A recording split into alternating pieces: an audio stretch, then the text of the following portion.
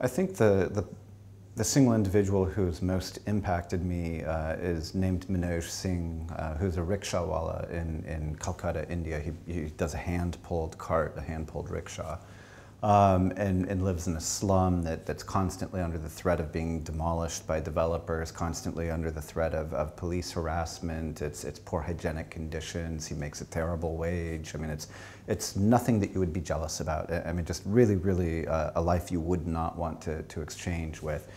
And when I asked him about his happiness, I won't lie to you. I mean, it's not just like he has this glowing life. I mean, he's anxious. He doesn't want his kids to grow up in poverty. There are things that he would change. He is not completely content, and why would he be? He lives in dire poverty. And yet, he also made the bold claim that he feels like the happiest man in the world. And I think that's a pretty surprising comment. And when I asked him further about his happiness, it was just this lovely answer, despite the backbreaking labor, despite the dire poverty, despite the health problems. He said, essentially, I've got my connection with my kids, my family, and as sort of hard as my work is, it allows me the opportunity to provide for them, and the fact that I could provide a better life, that very glimmer of hope, that's what keeps me going. That's what gets me out of bed in the morning. And I think Manoj's story is emblematic because it allows us to see the real complexity of happiness. That it's not perfect happiness. It doesn't exist 100% of the time. That you can be anxious, you can have some problems. And yet on the whole, he finds some meaning, he finds some purpose, some reason to keep going, and uses that sense of meaning to buffer himself against the dire conditions in which he lives.